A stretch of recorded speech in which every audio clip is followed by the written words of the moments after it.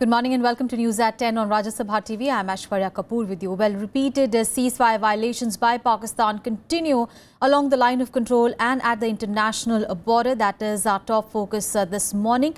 Let us begin with the headlines. 10 civilians injured by Pakistan shelling a long line of control and international border. Army says 2 to 3 Pakistani soldiers killed in retaliatory action. Chief Minister Mufti calls for immediate de-escalation.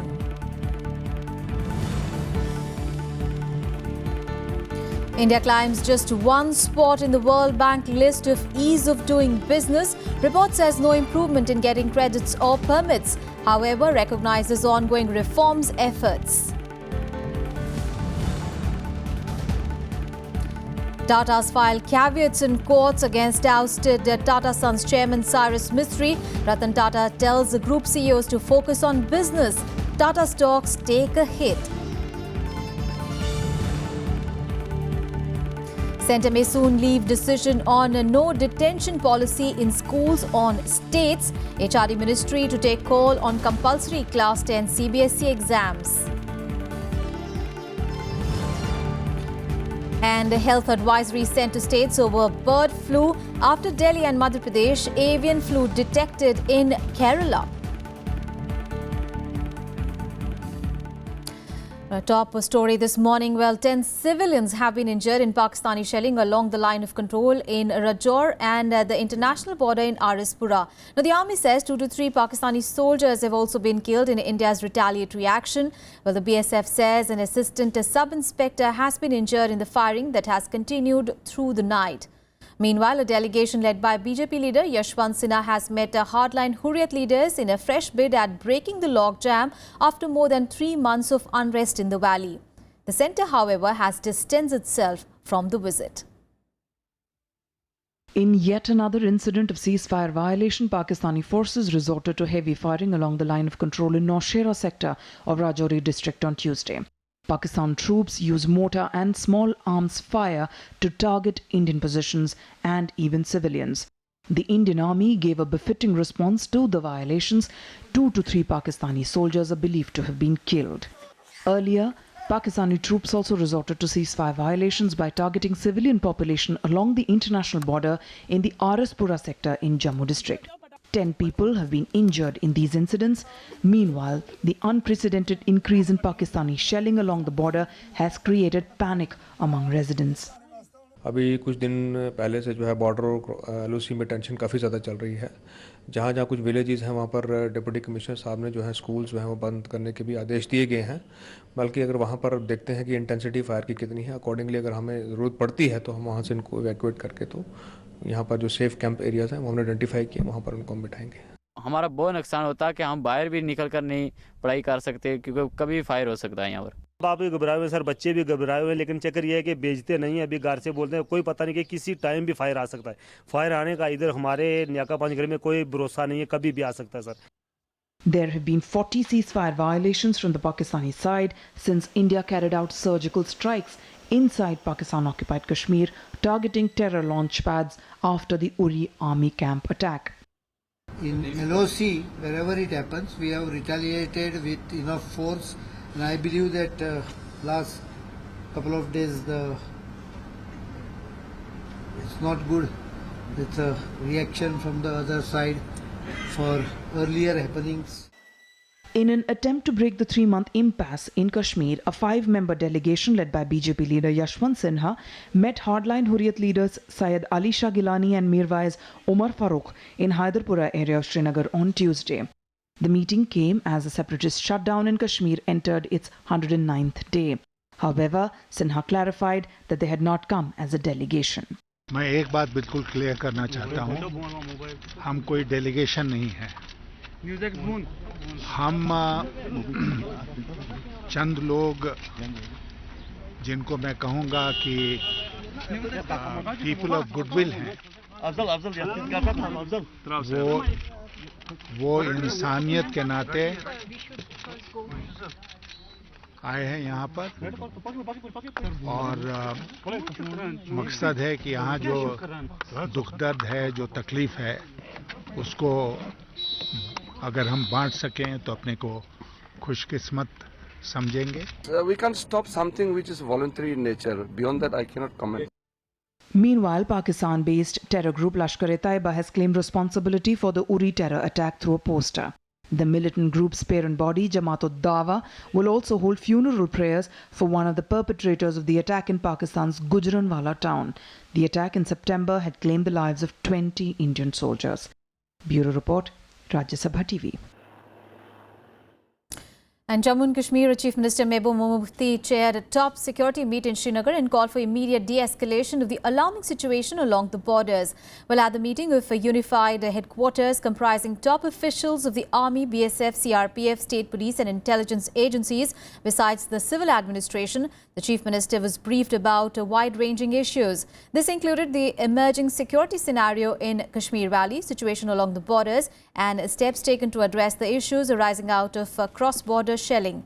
Now, Mufti said that there cannot be any substitute for the reconciliatory policy. She said, and I quote her now, "Ways and means shall have to be explored immediately to bring an end to the suffering of the hapless people subjected to immense miseries over the past few months because of the continuous cross-border shelling and escalation of violence in the state and the region," unquote. Mehbooba Mufti also condemned the terror attack in Quetta and said that the cycle of death and destruction confronting the region must end at the earliest. Well, on to some other news. New Zealand is all set to offer an olive branch to India on the issue of NSG membership. Now, it was one of the countries that had opposed India's application, citing principles as mentioned by China and other countries. Now, resolving the differences could be one of the key focuses of New Zealand Prime Minister John Key's talks with Prime Minister Narendra Modi today. The New Zealand Prime Minister had arrived in Delhi for his state visit on Tuesday. New Zealand Prime Minister John Key reached Delhi on Tuesday evening. India's bid for the membership to the Nuclear Suppliers Group will be a key item on the agenda. Considering this is an important issue, New Zealand is a member of the 48-member grouping, and the NSG issue was also raised with our other partners as well. I would imagine that it would be raised.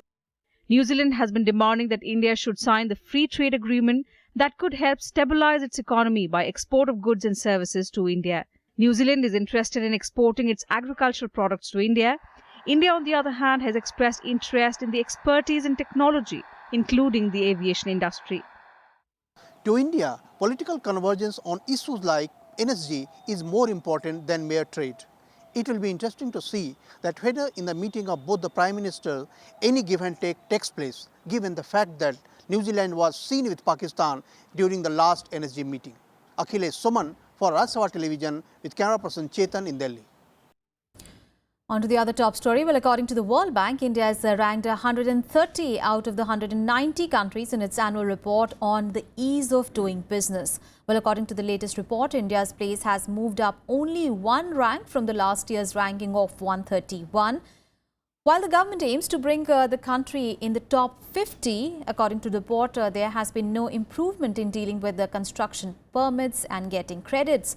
However, the report has recognized the country's ongoing reforms and set aside a special section to list the developments. While New Zealand tops the list, Pakistan is ranked at number 144.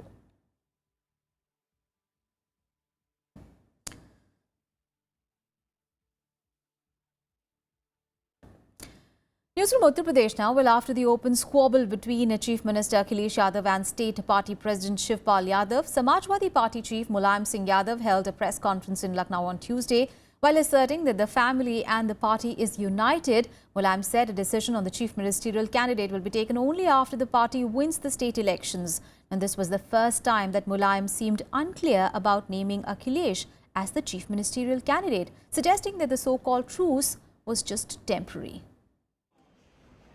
It was neither a picture of unity nor did his statements carry too much conviction. But the national president of the Samajwadi Party insisted on Tuesday that his party and family were united. हमारे परिवार एक है, party एक है। Party एक है, परिवार एक है, पूरे कार्यकर्ता, पूरे नेता एक हैं। Notably, while Chief Minister Akhilesh Yadav was absent at the press conference, Mulayam chose to emphasize that the SP came to power in 2012 because of him alone. But he ruled out becoming the chief minister just a few months away from the assembly elections. जब बने मुख्यमंत्री तो पहले तय कर लिया और तय करके हमने विधानसभा में आखिर के नाम पेश किया हमारे साथियों ने और वो हमने स्वीकार कर लिया। नेताजी एक बड़ा सवाल, नेताजी एक सवाल ये है कि जो मन में रखते हैं भाई पहले तो हमारे नाम पर लड़ा गया क्यों नहीं जाना। सब कुछ ठीक है और मुझे तो नेताजी का आदेश मानना है। नेताजी का कैसा भी आदेश होगा उसका हम पालन करेंगे, नेताजी के साथ हैं। ऐसा कुछ भी नहीं हुआ जिसके नाते ये कहा जाए कि समाजवादी आंदोलन और विचारधारा को कोई नुकसान पहुंचा है।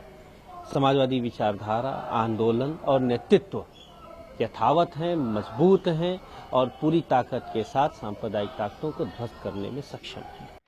While remaining evasive about his brother Shivpal's return to the cabinet, Mulayam once again defended party MP Amar Singh, who was blamed by the Akhilesh faction for the problems within the family. The developments once again prompted political rivals to call the SP a sinking ship.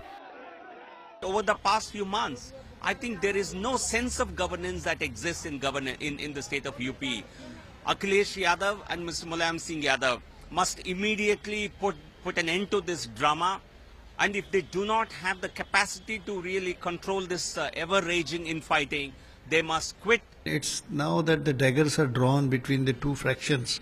On this side is the Chief Minister and Ram Gopalji, and on the other side is the party chief along with Shivpal Yadav. So naturally this kind of test of each person's weightage is on, and Ram Gopal believes that he is a very popular leader of Uttar Pradesh. I think what he says, there is some substance in that. Samajwadi party में जो भी कुछ हो रहा है वो बहुत अफसोसनाक है।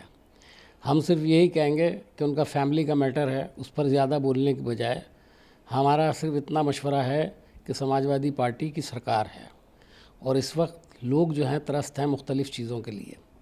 While Mulayam was dismissive about his brother Ram Gopal Yadav, the latter was clear about where the problem lay in the present crisis that's tearing the party apart.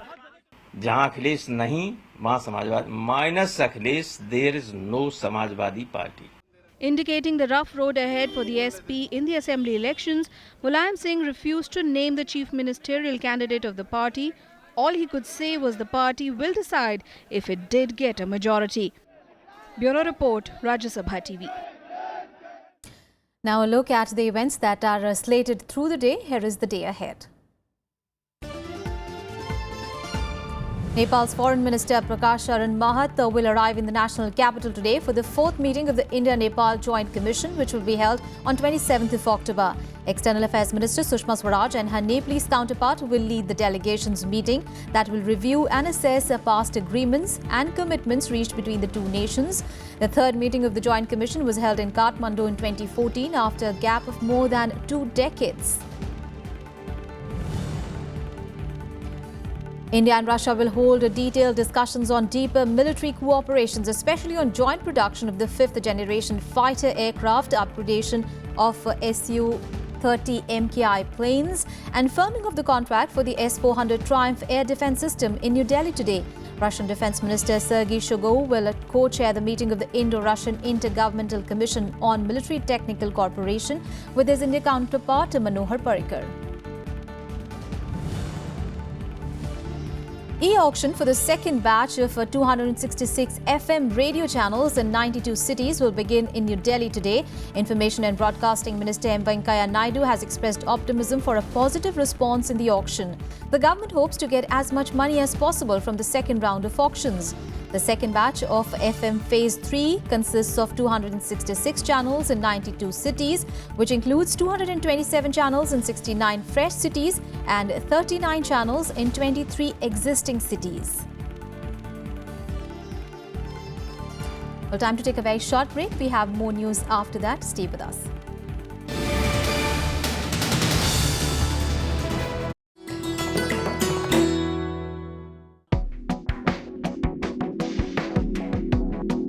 Jade was popular during Mughal era and gained prominence during Akbar's rule in 15th and 16th century.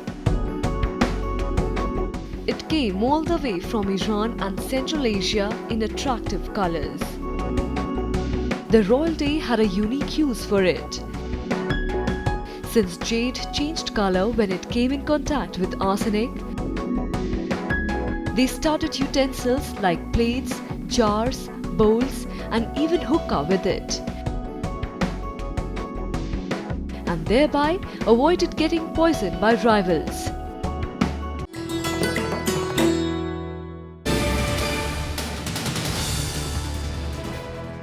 Welcome back. Some good news for students, where the Central Advisory Board of Education on Tuesday decided that no child will be failed till class 5th. Thereafter, state governments can take a call on whether they want to hold back students.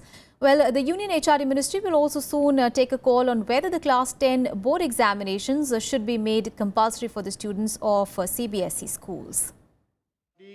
At the 64th meeting of the Central Advisory Board of Education on Tuesday, chaired by HRD Minister Prakash Javadekar, most of the states complained of deteriorating learning outcomes because of the no detention policy. States have been objecting to the policy as students up to class 8 are automatically promoted to the next class without being held back, even if they do not get a passing grade in their examinations. पहली, दूसरी, तीसरी, चौथी हर वर्ष में क्या-क्या छात्र को आना चाहिए, ये लर्निंग आउटकम्स हम डिफाइन करेंगे, आज तक नहीं थे, और ये लर्निंग आउटकम्स डिफाइन करके हम राइट टू एजुकेशन, शिक्षा के मौलिक अधिकार के नियमों में डालेंगे। शिक्षा के मौलिक अधिकार में 5वीं और 8वीं की परीक्षा रखने के लिए, यानी शुरू करने के लिए आवश्यक कानूनी सुधार किया जाए, अमेंडमेंट की जाए, और उस संशोधन से ये अधिकार करना या नहीं करना, इसका अधिकार राज्यों को दिया जाए। Earlier, subcommittees constituted by CABE had also recommended that the no detention provision should be reviewed. The ministry will also soon take a call on class 10th board examination. It is in favor of making class 10 board exams compulsory for students of CBSE schools from the next session, as many state boards are already conducting these exams. The decision regarding the compulsory CBSE class 10 board examination was scrapped in 2010 in order to reduce pressure on students. See, 10th board examination is already conducted by all state education boards. CBSE. All states have, no, CBSE is under HRD. So that decision we will take, not the SCAB. So we will also soon give you information about that. Another key decision taken was to define learning outcomes and make them part of the right to education rules. Also, accountability of all stakeholders, including teachers, for improving learning outcomes was another key decision taken.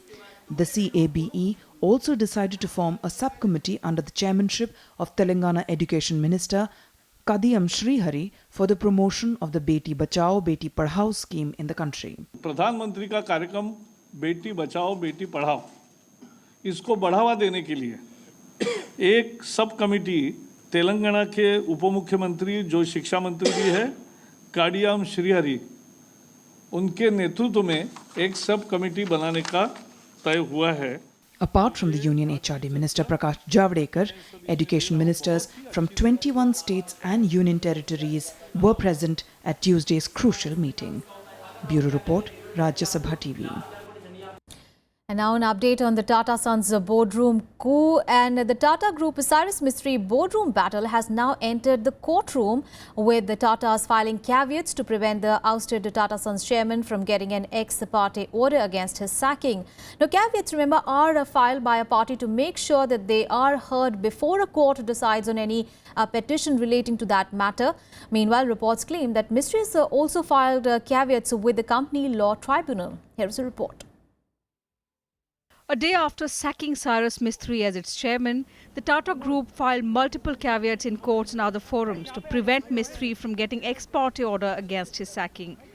Trying to allay fears of protracted legal battles, interim chairperson Ratan Tata also asked group companies to focus on their businesses and not get distracted by the change in leadership.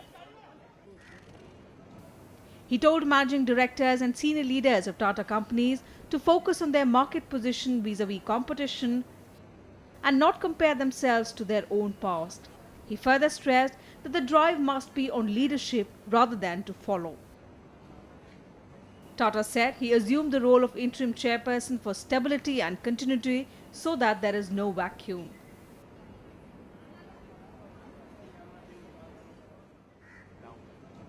Tata Sons has already constituted a 5-member panel which includes Ratan Tata to find a new chairman within 4 months. The dramatic turn of events at India's largest conglomerate shook the stock markets. The company's shares took a nosedive, with market analysts left speculating the reasons that caused them. The manner in which this has happened and the abruptness of this entire move has shaken the entire industry, has shaken the stock markets, and all analysts are wondering as to what could be the real reason behind such an abrupt move. Everybody has a huge faith in the leadership qualities of Ratan Tata, and I'm sure that the temporary uncertainty that has been created in Bombay House will be blown over at the earliest, and it will be in the interest of India Inc. as well as in the interest of Tatas and India that the uncertainty should be blown over at the earliest. Mistri's removal comes in the wake of Tata Steel struggling to offload its loss-making British assets and Tata Motors struggling with weak sales. Mistri's incapability in resolving the long-running dispute with Japanese firm NTT Docomo that cost the company $1.2 billion in damages is also being seen as a reason behind his sacking. Bureau Report, Rajya Sabha TV.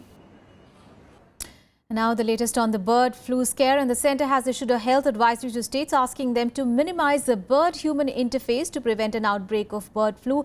Now birds in Delhi, Madhya Pradesh and now Kerala have tested positive for the avian influenza AH5N8, which according to the WHO is considered less risky of being transmitted to humans.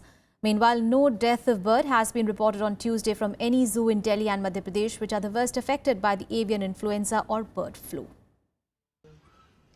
With birds in some parts of the country testing positive for avian influenza, the centre on Tuesday issued a health advisory to states asking them to minimize bird-human interface to prevent an outbreak of bird flu.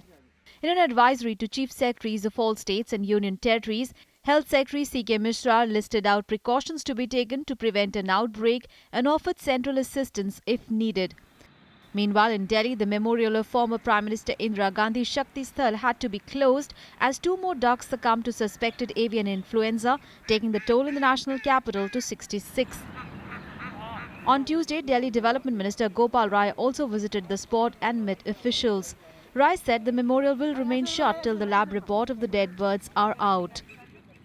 देखिए under control है, लेकिन जगह जगह अभी precautionary हमने ली है, क्योंकि अभी जहां जहां मौत हुई है तीनों जो चिड़ियाघर, डियर पार्क और शक्ति स्थल वो तीनों सेंट्रल गवर्नमेंट में आते हैं।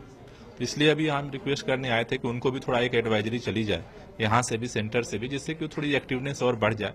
और पूरे दिल्ली में इस पे कर रहे हैं हम लोग, तो हमें उम्मीद है कि जल्दी ये नियंत्रित होगा।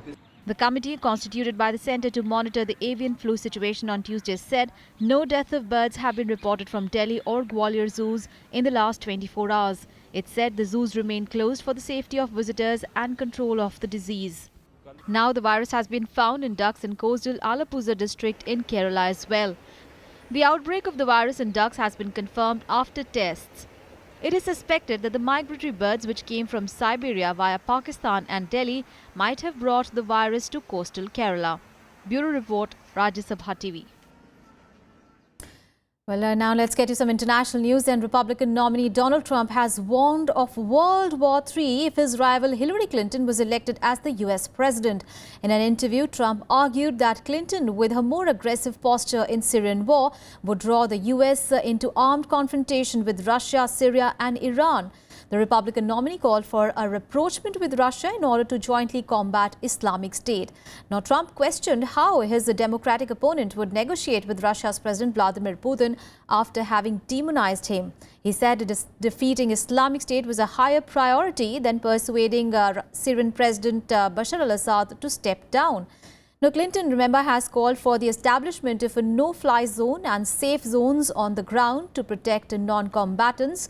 This would mean that the US could shoot down a Russian jet should it enter the Syrian airspace. Now, Trump's remarks come as he trails Clinton in most national and key battleground state polls just 2 weeks away from the election day. Well, she has no plan for Syria, and look, with her you'll end up in World War III. What we should do is focus on ISIS. We should not be focusing on Syria. Well, You'll end up with her plan. You'll end up in World War III with Syria. You're gonna end up, Steve. You're gonna end up in World War III over Syria if we listen to Hillary Clinton. She's incompetent.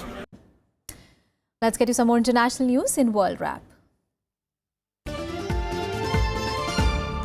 Moscow has said that Russian and Syrian warplanes have not conducted any airstrikes in the city of Aleppo for the last 7 days and are upholding a moratorium on bombing. But the Syrian Observatory for Human Rights reported there were airstrikes afterwards against the opposition-controlled district of Sheikh Said. A humanitarian pause declared by Damascus and Moscow ran out on Saturday. Russia has urged the United Nations to do more to facilitate the evacuation of injured from the battered city. The UK government has approved a third runway at Heathrow to expand country's airport capacity, a long-awaited decision that has stoked divisions and follows decades of debate. Following a cabinet committee meeting on Tuesday, the country's Transport Secretary Chris Gayling said that the truly momentous decision would support trade and create jobs. But it sparked protests and threats of legal actions from the opponents. Now, Gatwick Airport said it was disappointed with the decision, which was not the right answer for Britain. And the Republican-controlled US House is set to renew anti-Iran sanctions without any changes for another 10 years. The GOPers will opt for a renewal of the Iran Sanctions Act shortly after the US 2016 presidential election. The act is set to expire at the end of this year. Republicans control majorities in both the House and Senate and had last opposed last year's international nuclear deal in which Iran agreed to curtail its nuclear program in exchange for relief from crippling economic sanctions. And on to some cricket news. Well, India will take on New Zealand in the penultimate match in the ODI series at the Jharkhand State Cricket Association Stadium complex in Ranchi today. Well, India will be eyeing a series win against New Zealand as they play the fourth ODI in skipper MS Dhoni's hometown. Well, the men in blue are currently leading the 5-match series 2-1. They registered a responding 7-wicket win in the last game at Mohali, with Virat Kohli amassing an unbeaten 154 runs. His 26th ODI ton and Dhoni coming up the order, scoring 80 runs. They chased down the Kiwi target of 286 with the 10 balls to spare. Earlier in the series, the Black Caps had cancelled out India's win at Dharamshala in the first ODI with a 6-run victory at Delhi.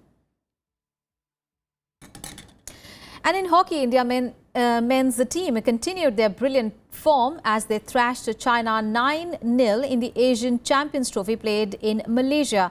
Well, in its penultimate round-robin game, 6th-ranked India ran through China's defence. Now, Jasjeet Singh, Akashdeep Singh and Afan Yusuf scored braces, while Rupinder Pal Singh, Nikki Thimaiya and Lalit Upadhyay scored a goal apiece. India had earlier registered a morale-boosting 3-2 win over arch-rivals Pakistan. It had opened its account with a 10-2 victory against Japan. The team was held to a 1-1 draw against Korea. With 4 matches and 10 points, India now leads the points table of 6 nations, with host Malaysia at the 2nd spot, Pakistan at the 3rd and Korea at the 4th spot. India will play next their match with host Malaysia on Wednesday, which could ensure a favourable semi-final fixture. That's all in this edition of news. Thanks for watching.